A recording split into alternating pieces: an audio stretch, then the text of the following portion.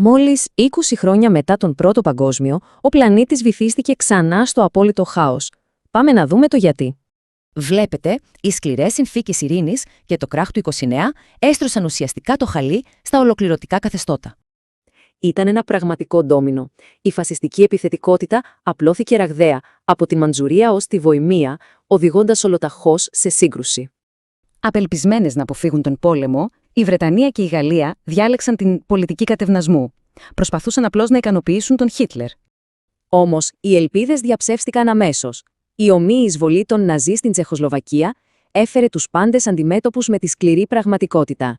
Και το 1939, το σύμφωνο μη επίθεσης μεταξύ Γερμανίας και Σοβιετικής Ένωσης κυριολεκτικά σόκαρε τον κόσμο, διαμελίζοντας τελικά την Πολωνία.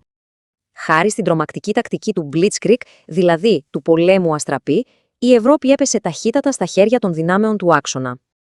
Πάμε τώρα στα Βαλκάνια. Την 28η Οκτωβρίου του 1940, η Ελλάδα απέρριψε το Ιταλικό τελεσίγραφο λέγοντας το ιστορικό «όχι». Εκεί, στο παγωμένο αλβανικό μέτωπο, οι ελληνικές δυνάμεις όχι μόνο αντιστάθηκαν, αλλά απόθυσαν γενναία τους Ιταλούς στα δύσβατα βουνά. Οι μαρτυρίες των στρατιωτών ανατριχιάζουν. Μιλούν για ένα αδιανόητο, παραλυτικό ψύχος και για αφάνταστα μαρτύρια στην πρώτη γραμμή.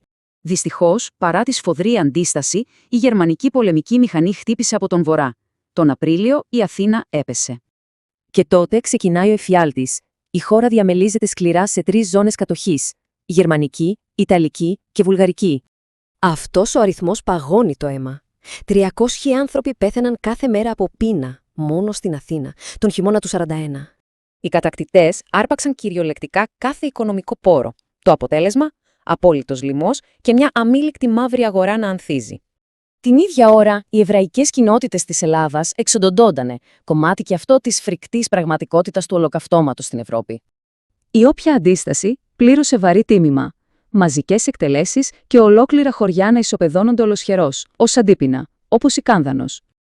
Έτσι, διάφορες αντιστασιακές οργανώσεις, δεξιές και αριστερές, μπήκαν στον αγώνα με έναν κοινό στόχο: την απελευθέρωση από τους κατακτητές. Η δράση τους σύντομα κλιμακώθηκε σε ένοπλο ανταρτοπόλεμο, καταφέροντας μεγάλα πλήγματα στις γραμμές ανεφοδιασμού του εχθρού. Ήταν καθοριστική.